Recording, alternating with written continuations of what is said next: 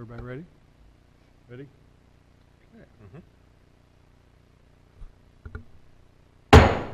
I'd like to call the Monday, July 19, 2021 Oakwood City Council meeting to order. Would you please rise and join me with the pledge to the flag? I pledge allegiance to the flag of the United States of America, to the republic for which it stands, one nation, under God, indivisible, with liberty and justice for all.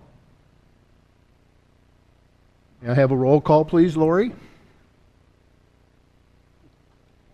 Here. Vice Mayor Byington. Here. Mr. Stevens. Here. Mrs. Hilton. Here. Mrs. Turbin. Here. And do we have a report on the minutes of our June 7 regular and work session and our June 21st work session and executive session? Councilmember Hilton. Yes, Your Honor. I reviewed the minutes from all four of those meetings, and I found them to be correct and complete, and therefore I move that they be adopted as written. Do you have a second? Second. All those in favor signify by saying aye. Aye. Thank you. So ordered. Next, under status reports, we have some citizen committee appointments. And I'm excited to say that this will conclude our citizen committee appointments for the year. We are going to want to appoint Serena Kelly to our beautification committee, David Sheff to our beautification committee, and Andrew Norton to the beautification committee. And then we want to appoint Megan O'Leary to our budget review committee, and welcome Megan, your first city council meeting, I'm sure. And then Tracy Staley to the property maintenance board. So I would make a motion that we appoint these folks to our volunteer citizen committees. Do I have a second? Second. Any other questions? All those in favor signify by saying aye. Aye. Thank you. Congratulations, Megan. All right. And then the next item is our visitor section. Does anyone want to address council? And since you're our only visitor other than for a public hearing, and I'm assuming you do not want to address council. You didn't have an acceptance speech prepared? Or okay. Well, thank you very much. So, no, we really do appreciate your service. So, that'll conclude the visitors portion of our meeting, but we do have our May and June beautification award winners. And Janet, you're going to, we have a little video, and then after the video, I will announce the names and addresses of our winners.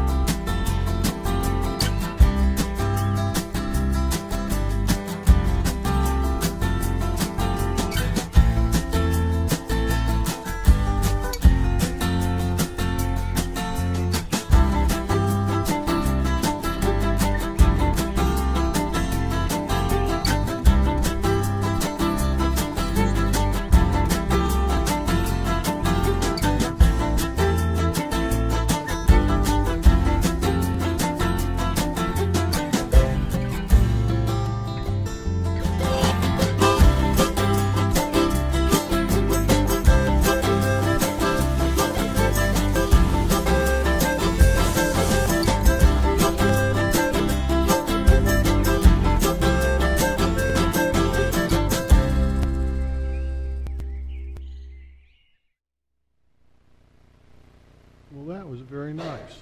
Let's give those people a round of applause. I think so.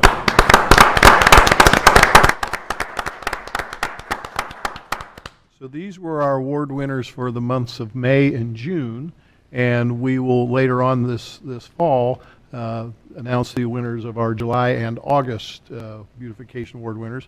And what always impresses me, north, south, east, or west parts of Oakwood, every one of our neighborhoods they're just gorgeous. So let me read for the folks at home the names of the people who did receive these awards. Todd and Theodora Rich, 200 Kramer Road. David Becker, 212 Collingwood Avenue. Mark and Elizabeth Hofeld, 158 East Dixon Avenue. Augustine and Abby Urbas, 406 Greenmont Boulevard. Brad and Molly Eaton, 440 Telford Avenue. Benny and Melanie Laprade, 352 Clarana Avenue. Andrew Strombeck and Crystal Lake, 250 East Drive. Dorothy Duff, 212 Grandin Road. Alexander Jackson, 215 Rubicon Road. Sherry Warwar, 222 Northview Road. John and Jacqueline Hutton, 630 Runnymede Road. David and Joanne Cronin, 140 East Dixon Avenue. Dan and Jennifer Lohmeyer, 331 Spirea Drive. Andrew and Andrea Froley, 122 Lonsdale Avenue. Tom and Molly Waters, 427 Telford Avenue. Thomas and Laura Allig, 348 Triangle Avenue. And James and Deborah O'Donnell, 428 Orchard Drive. So congratulations to all of you. We plan on sending you a memento of your award, and I believe we're mailing that to folks. Is that correct? Yes. And then hopefully by the fall, we might be able to have people come in person. We'll see how that plays. So again, thank you very much, and keep making our homes beautiful in the city of Oakwood. Just another part of the ambiance of this fine place. All right. That concludes the visitors portion of our meeting. Now under legislation, we have a resolution and public hearing regarding the Sugar Camp Master Plan, and Vice Mayor Byington is going to introduce that. Thank you. Yes, thank you, Your Honor. This is a resolution to grant approval of an amendment to the approved master plan for the Sugar Camp and Point Oakwood development affecting the former Gatehouse building, which is 10 Sugar Camp Circle. This resolution would amend the Sugar Camp Point Oakwood master plan to change the approved use of the former NCR Gatehouse building from delicatessen to professional office business. This development is a multi-use special planning zoning district. This is a special zoning district that was created in the waning years of the NCR's ownership of the Sugar Camp property, written to maximize the local control over the redevelopment of this particular site. Regulations for this district are sparse but very strict, requiring almost all developments to be done via public hearing and special use permits. The Planning Commission conducted a public hearing on this change of use on June 2nd, 2021. By a vote of 4-0, the Planning Commission voted to recommend approval of changing the use from delicatessen to professional office business. The matter is now before council on that recommendation, and tonight we will hold our own public hearing on the application. I am introducing this as a resolution to approve based on the recommendation of the Planning Commission. However, council is required to hold a public hearing on this proposal and has not prejudged the matter. At the conclusion of the hearing, we may vote to approve the application in its entirety, approve it with conditions, or deny it altogether. If council decides to approve, as recommended by the Planning Commission, we will adopt this resolution as is. If we decide to adopt the recommendation with additional conditions imposed by council, there's a space provided on the document to write them in tonight. In the event that we deny the application altogether or otherwise depart from Planning Commission's recommendation, I will withdraw this resolution as written and ask the law director to prepare legislation consistent with council's decision to be adopted at our next regular meeting in August. I'll make the motion as a formality before we begin the public hearing that I move that council adopt this resolution and ask for a second at this point. Second. Ethan, you want to? Yes, sir.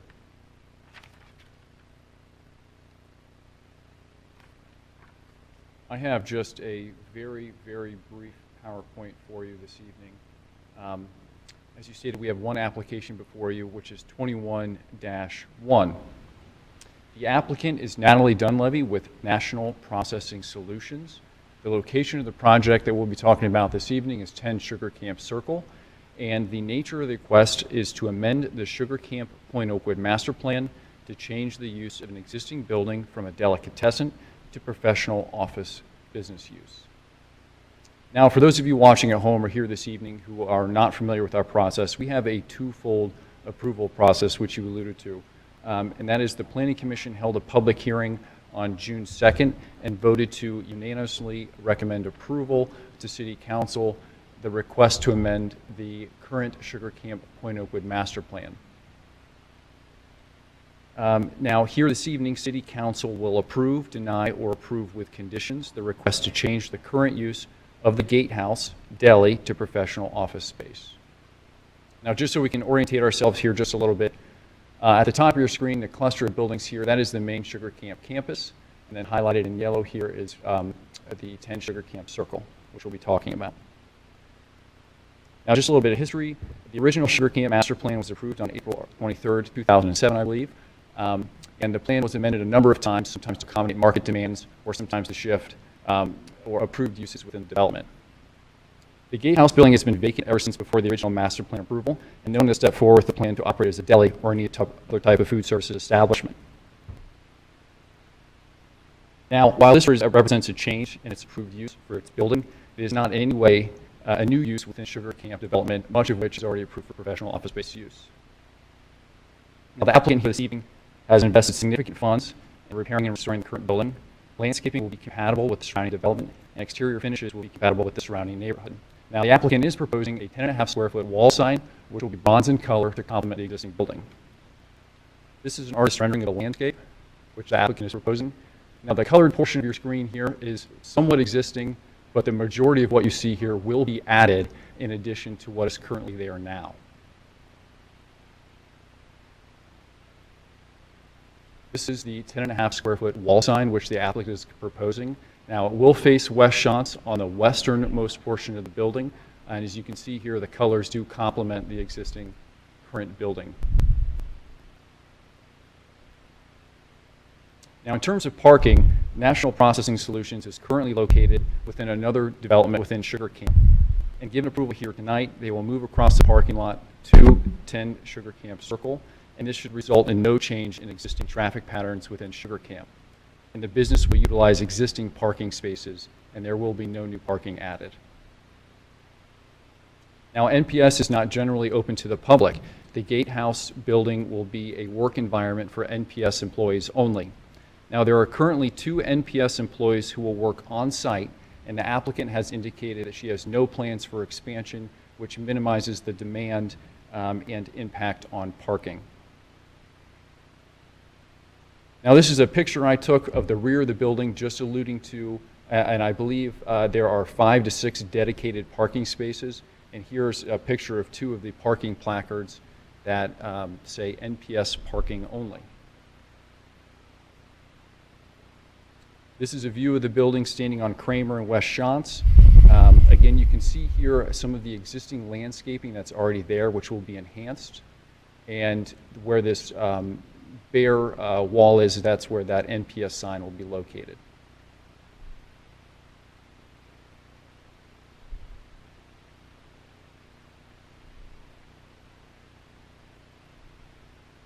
And ladies and gentlemen, that's all I have. Be happy to answer any questions. I tried to make it as brief as possible for you this evening. All right. Well, thank you. So what we'll do now is we will open up our public hearing, and if anyone wishes to address City Council either for or against, it would be their time to come down and speak to the podium. And if you decide to do that, under our current procedures, our law director would need to swear you in to make sure your testimony is complete and accurate, I believe, to the best of your knowledge and belief. Did I do that right? Okay. I've been accused of practicing law without a license, but I've never been convicted, so, you know, okay. Does anyone wish to address council to give us additional information either for or against this proposal?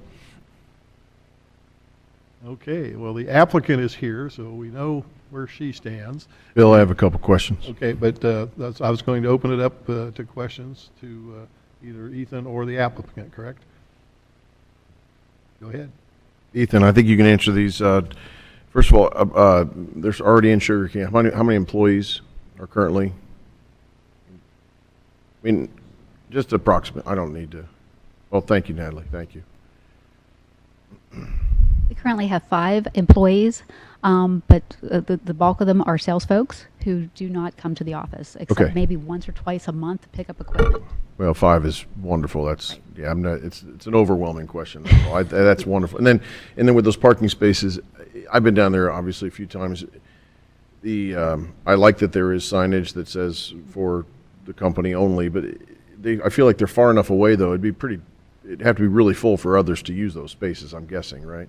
Because the deli sits so far. Well, deli now sits so far, as we've been calling it a deli for a long time. Sits so far away from the larger buildings. I have, because I was hoping you and I could eat there, but that's okay. I'm excited about this venture, actually. So, but it's far enough away from the larger buildings that it really wouldn't be a concern. I guess my concern would be that all of a sudden it's just so overflowing in the larger buildings and you have no place to park. But I think it's going to be okay, isn't it? It should be Yeah, more than adequate. good. There are plenty of open spots during the day. There are a lot of open spots down there. Yeah, because I go at different times. Okay, excellent. Well, thank you very much. Thank you. That's all I have. Anybody have any other questions for Ethan? All right, well, hearing none, I will close our public hearing. And we have a motion on the floor and a second. Would you like to call the roll, Lori? Mayor Duncan? Yes. Vice Mayor Byington? Yes. Mr. Stevens? Yes. Mrs. Hilton? Yes. Mrs. Turbin? Yes. Thank you. I would like to congratulate you, Natalie, for being involved with the shortest public hearing we've ever had on the Sugar history of Sugar Camp in Point Oakwood. Yes. My goal is to win the Commercial City Beautification Award for that building. So I Excellent. can't wait. We're going to have a wonderful open house, and everybody has to come. Well, Excellent. that would be We will great. there. Thank you very much. Okay, good night. And thank you very much for maintaining your business in Oakwood. We appreciate that. All right, next, we have a resolution regarding a renewal tax levy. Vice Mayor Byington. Yes, Your Honor. Title, this is a resolution providing for an election on the question of a renewal tax levy in excess of the 10 mil limitation for current expenses and the general operation of the city. The city has an existing 2.72 mil property tax levy that is due to expire at the end of 2021.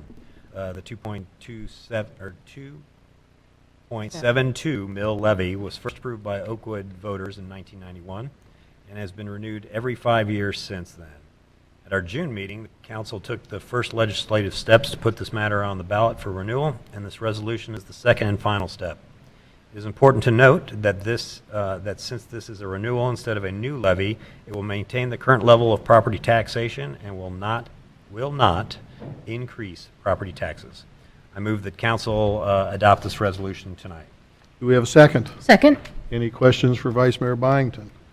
Hearing none, Lori, would you please call the roll? Mayor Duncan? Yes. Vice Mayor Byington? Yes. Mr. Stevens? Yes. Mrs. Hilton? Yes. Mrs. Turbin? Yes. And Councilmember Stevens has an ordinance he would like to introduce. Thank you, Mayor Duncan. An ordinance to itemize and levy special assessments for the construction or reconstruction of sidewalks and appurtenances thereto in the city of Oakwood, Ohio. This ordinance is the fourth and final legislative step of last year's 2020 sidewalk curb and driveway apron project. It itemizes sidewalk repair costs that have not already been paid directly by affected homeowners and authorizes these costs to be assessed by the Montgomery County Auditor. I move that council waive the second reading and adopt this ordinance this evening. Do we have a second? Second. Hearing, because he's wanting to waive the second meeting, so require a fourth-fifth vote for approval. Lori, would you please call the roll? Mayor Duncan? Yes. Vice Mayor Byington? Yes. Mr. Stevens? Yes. Mrs. Hilton? Yes. Mrs. Turbin? Yes. And finally, Councilmember Stevens has a final ordinance. An ordinance to accept certain real estate along Aberdeen and Telford Avenues as right-of-way dedicated to public use. This is an ordinance to widen the public right-of-way by approximately 15 feet in the 100 blocks of Aberdeen and Telford Avenues. Along Aberdeen, this will provide room to create angled parking spaces as part of the Wright Library's current renovation project. On the Telford side, no new spaces are being created. The adjustment is being made to reflect existing improvements that were installed decades ago. I move the council waive the second reading and adopt this ordinance tonight. Is there a second? Second. Any questions for Councilmember Stevens? Hearing none, Lori, would you please call the roll? Yes. Vice Mayor Byington? Yes. Mr. Stevens? Yes. Mrs. Hilton? Yes. Mrs. Turbin? Yes. Thank you. That concludes our legislation. We have a very interesting staff report today from our Public Safety Director, Alan Hill. Welcome, Alan.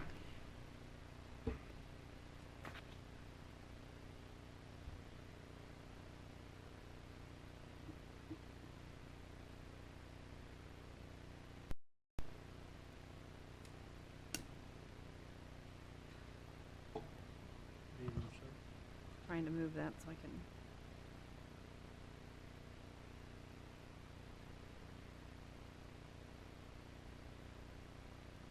There we go.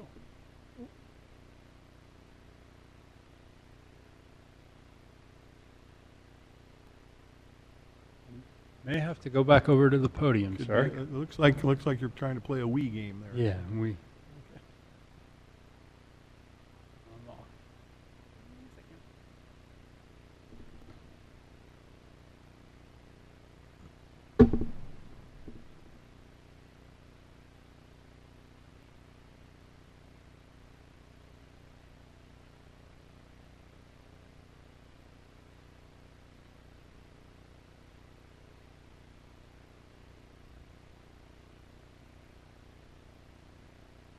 Yep.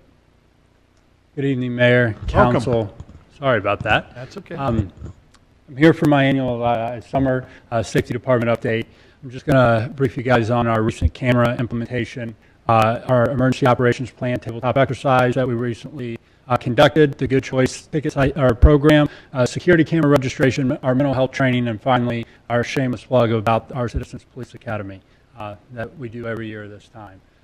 Recent camera implementation, with your support and the support of the city manager, we know we went through, or we just recently undertook about $118,000 capital improvement expense by outfitting all officers with body cameras, and in addition we have in-car cameras, both forward and rear facing, and panoramic cameras as well, mounted on the dash.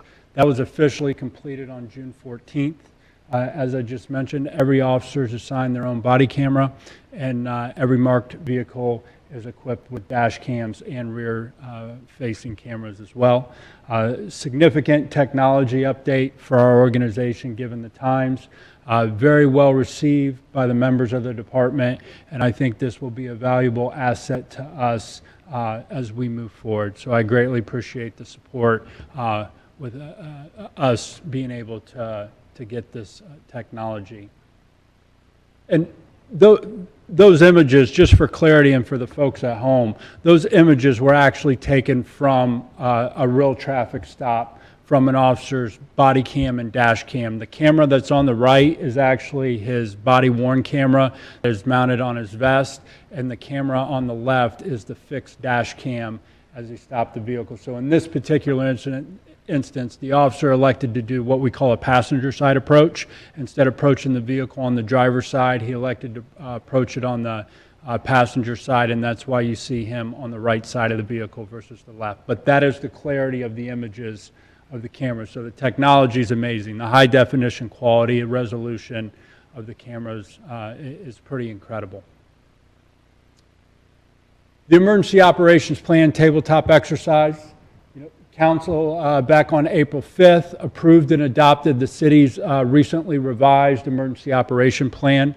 Subsequent to that plan being approved, on June 8th of this year, the city manager, all department heads, and key support personnel, we participated in a mock tabletop exercise focused primarily around a natural disaster, tornado type incident that caused a whole host of other problems for the city.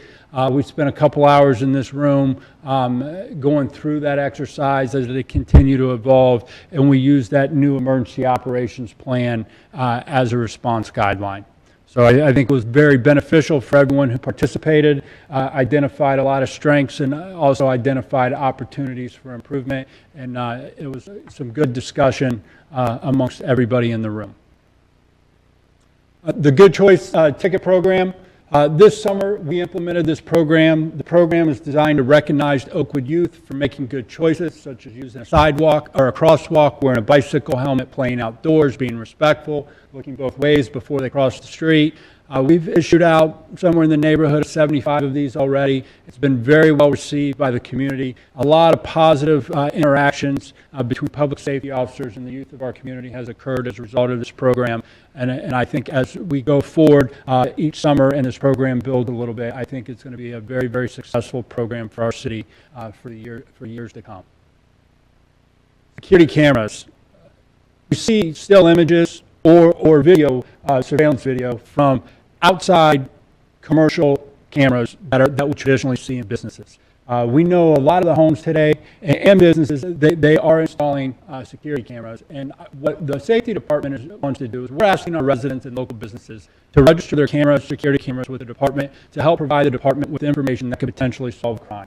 This has actually been on our website for a couple of years now. This is not new. I'm just merely highlighting the program for everybody out there at home. You know, this image actually was in the Oakwood Register. It's no secret. Earlier this spring, we had an individual going around our community, Kettering, and they were stealing potted plants off front porches. And I forget the total number of victims, but it was large, and the total number of potted plants taken was significant as well.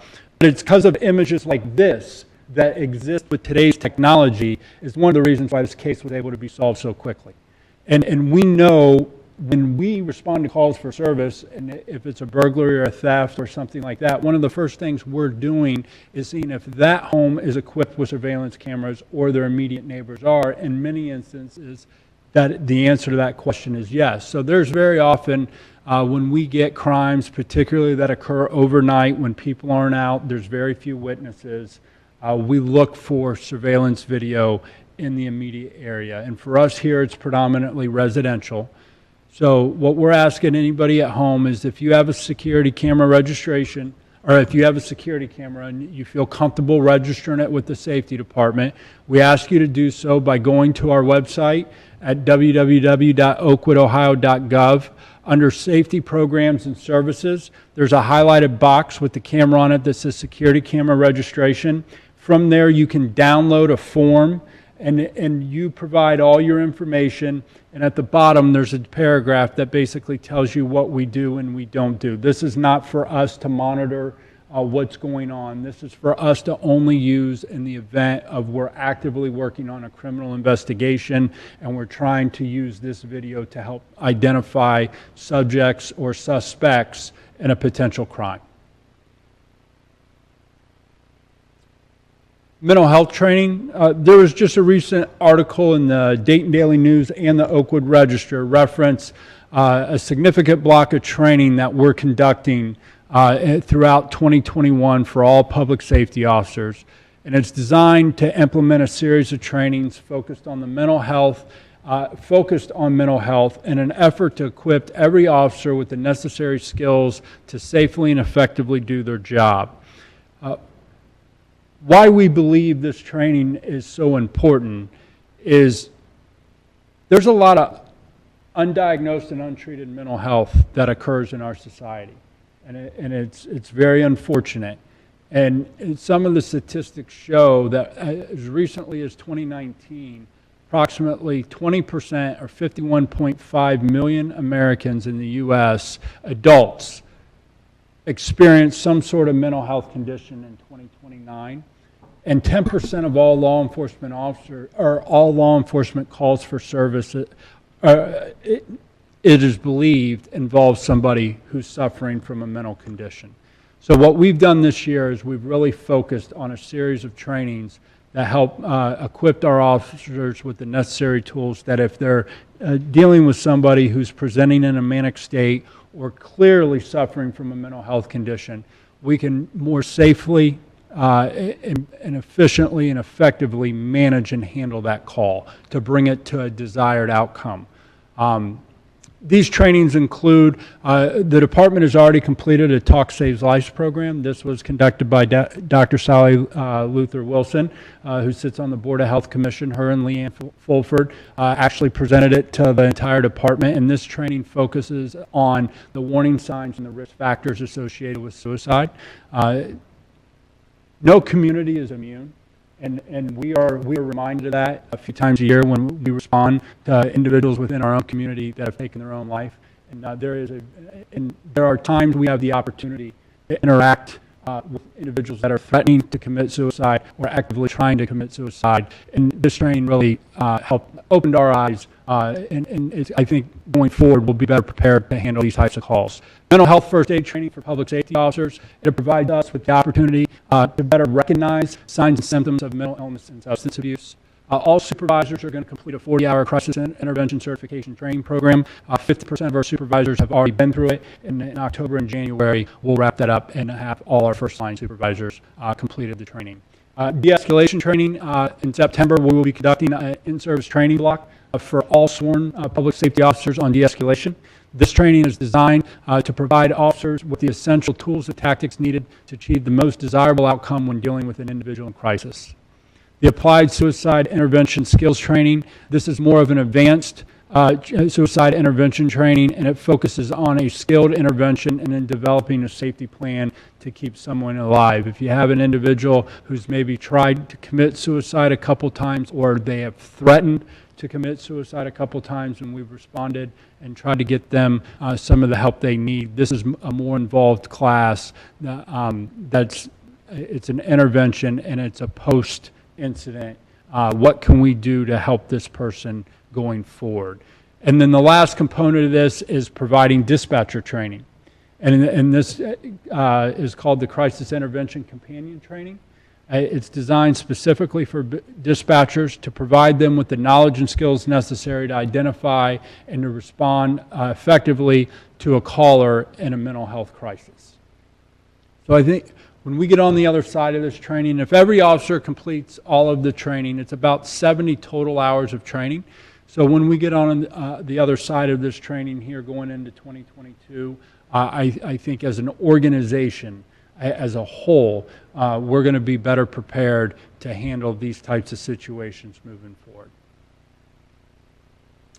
Lastly, in September, we're going to start our Citizens Police Academy. It's going to run this year from September 8th to November 10th.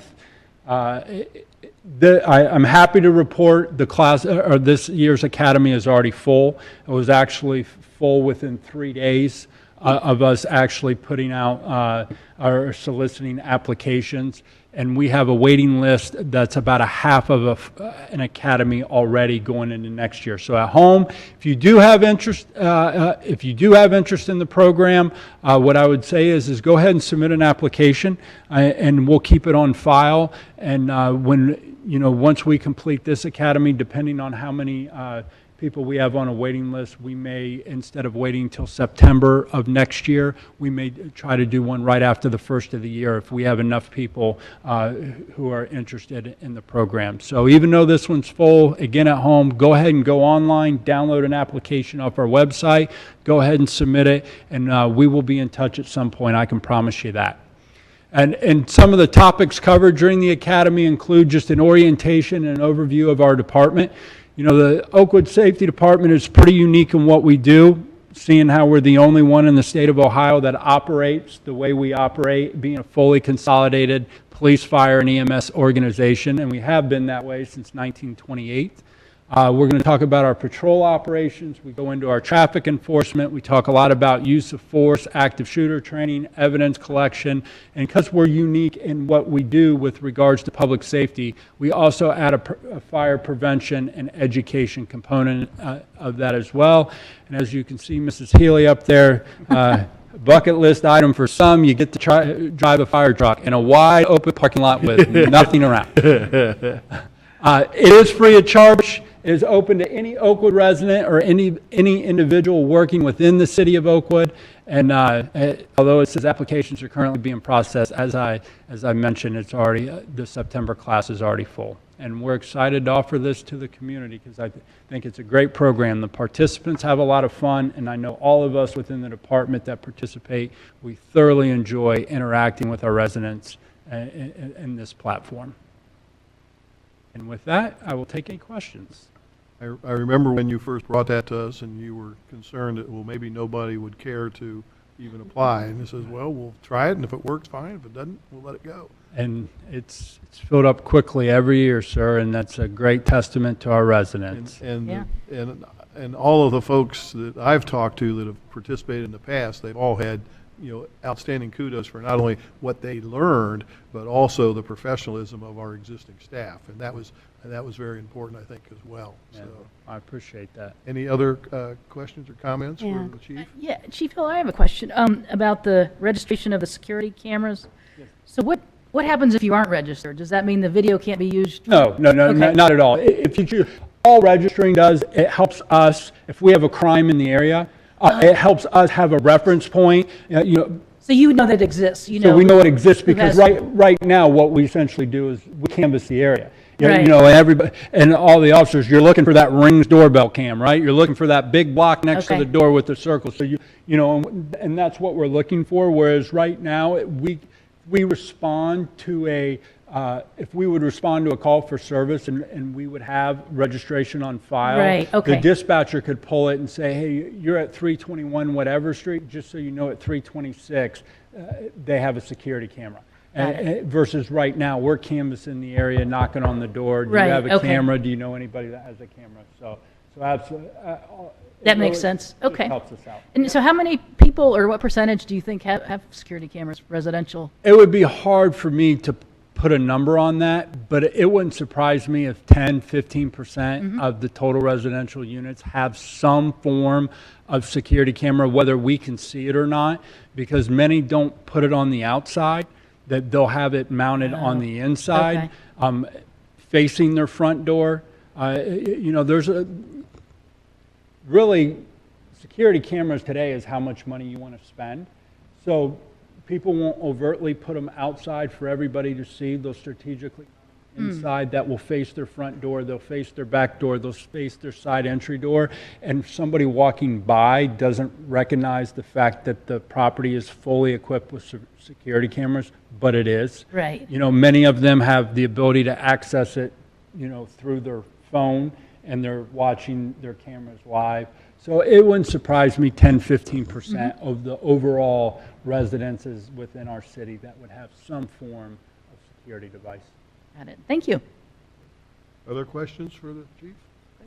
Yeah, Chief, real quick, the body cameras and vehicle cameras, it's good to hear again that the officers still like them and appreciate having them. They feel good with them. So far now, we've had them for a while. Are we still happy with the technology and they're all working well and we haven't had any troubles? 100%. Oh, absolutely. I think anytime you implement something like this, there's always hiccups getting going. And after we got up and running, after a couple of weeks of ironing everything out, knock on wood, thus far, things have been pretty smooth sailing with regard. So we're very happy with the WatchGuard product that we decided to go with. Excellent. That's all I have. Thank you. So going along with the cameras, can you maybe take a minute or two just to explain to the average resident what kind of interaction they can expect, with the camera, when it goes on, when it goes off? Is there discretion on the officer's part? Just you gave us a very detailed presentation. Yes. You don't need to go to that level of detail, but if you could just mention a few of those things so people watching at home can. Yeah, the way they're designed to be used, and if it is a mere, if it is an official encounter with a public safety officer, whether they're standing before you outside of their vehicle or whether they're in their vehicle, it is expected that interaction be recorded. Now, we do have some exceptions within the policy, some more sensitive investigations and that kind of thing. If we're investigating a sexual assault investigation or something like that, where we're talking to the victim for the first time, where the officers do have the discretion to turn the camera off. But for a day-to-day, just citizen encounter, if they're walking down the road and merely say hi and you would exchange pleasantries and keep walking, that's not going to be captured. But if it is an official dispatch to a call for service, if it's a traffic stop, if the officer is self-initiating the stop to talk to an individual for whatever reason, all of those incidents are now captured. They're all logged by specifically what type of encounter it was. Correct. At the event of every single one of our, at the conclusion of every single recording, the officer does not have the ability to choose whether they want to save that video or they don't want to save that video. Every video is automatically saved and recorded. And when an officer presses stop on that recording, they have 13 different categories that they can catalog that event in, but 100% of the recordings are saved, and they're all attached to a records retention schedule based on the significance of the event, and that ranges all the way from 30 days for a test recording to permanent for more extensive recordings like a use of force. And I know originally one of the concerns about this was the cost of the storage. That's included in that roughly 115, 20,000? Yes, you have two options with storing your data, and it's called up in the cloud or an on-site server. And we elected to go with the on-site server, given our smaller agency versus having 2,000 officers like a Columbus Police Department that has the same technology. We were able to go with an on-site server, and that greatly reduces our cost initially, and it also reduces our ongoing costs because we've purchased the server and now it's here downstairs, and we don't have reoccurring fees that we're paying to store our data in a cloud somewhere. So we bought the technology up front, and now that shelf life of that server is probably 7-8 years. Once we get on the other side of that, then we'll have to replace that. But the ongoing cost with maintaining your data in the cloud, we don't have.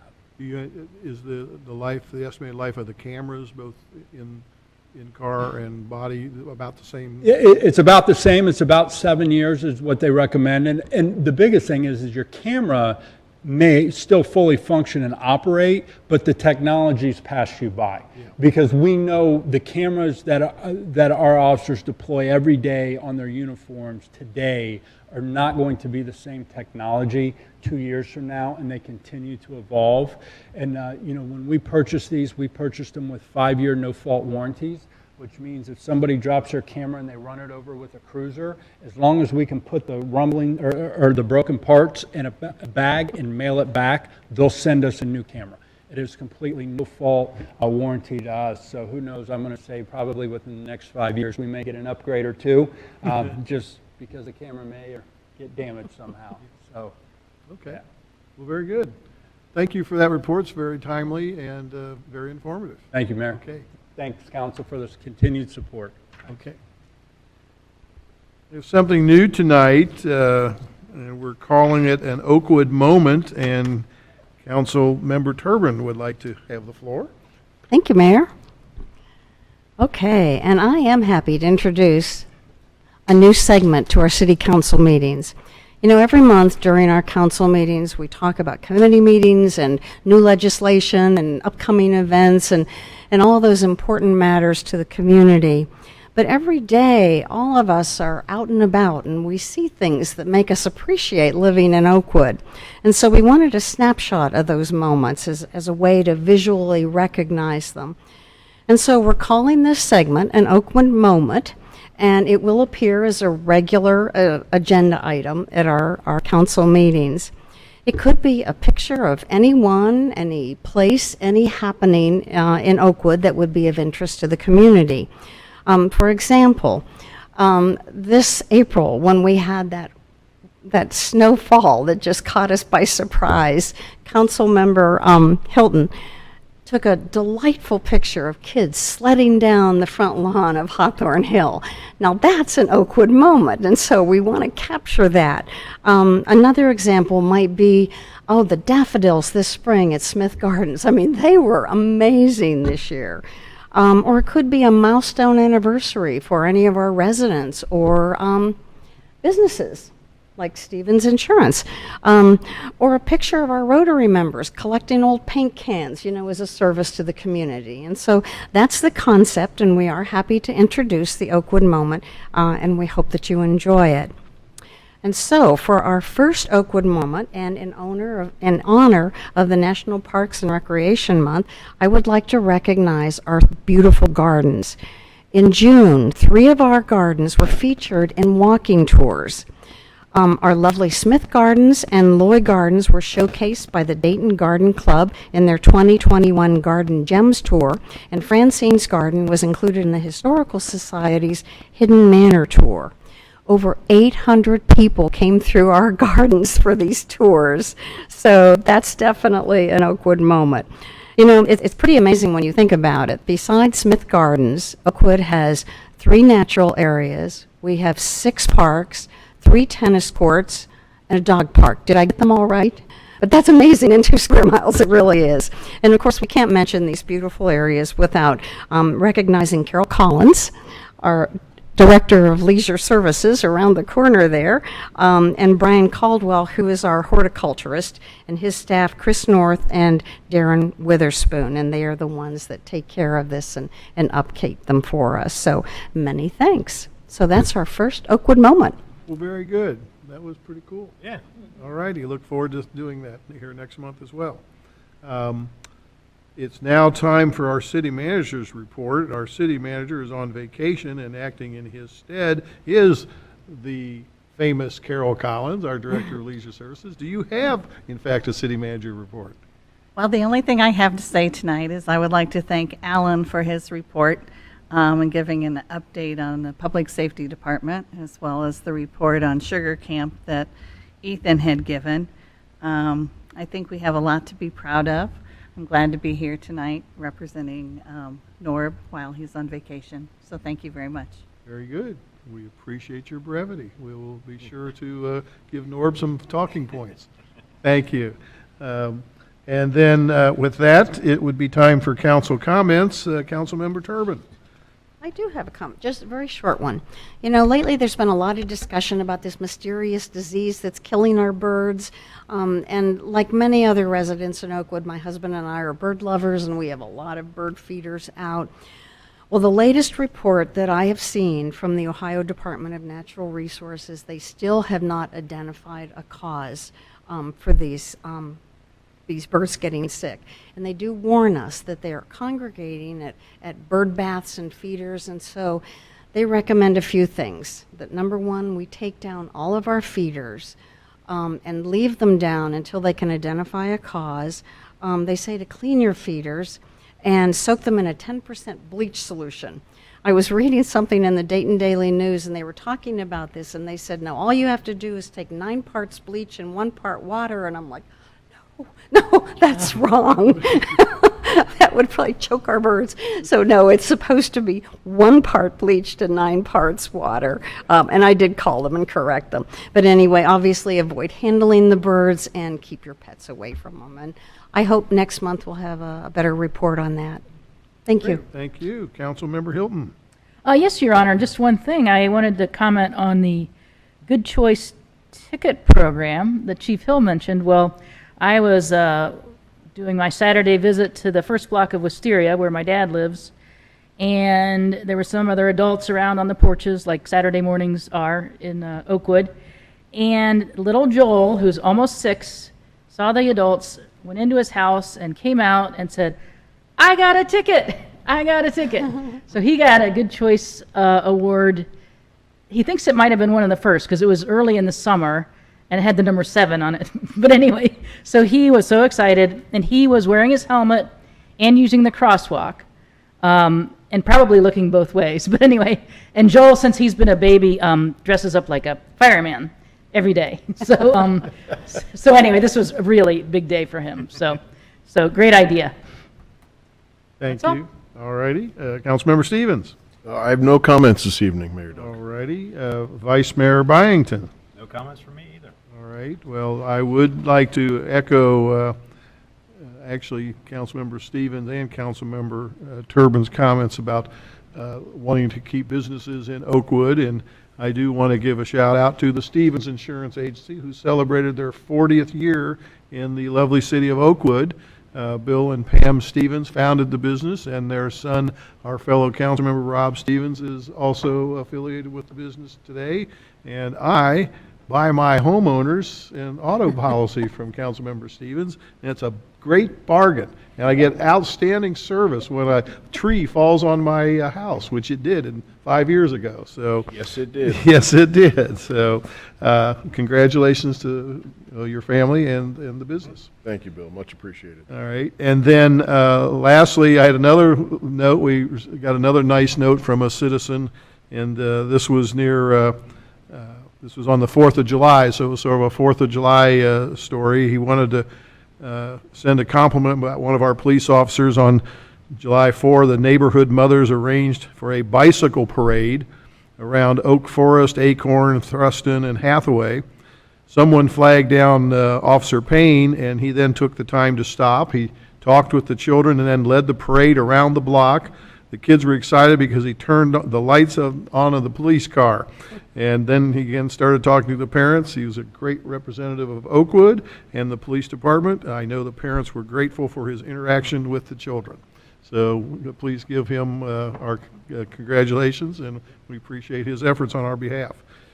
He finishes that our police officers do an excellent job of dealing with the residents of Oakwood, and that's a unanimous opinion of this city council.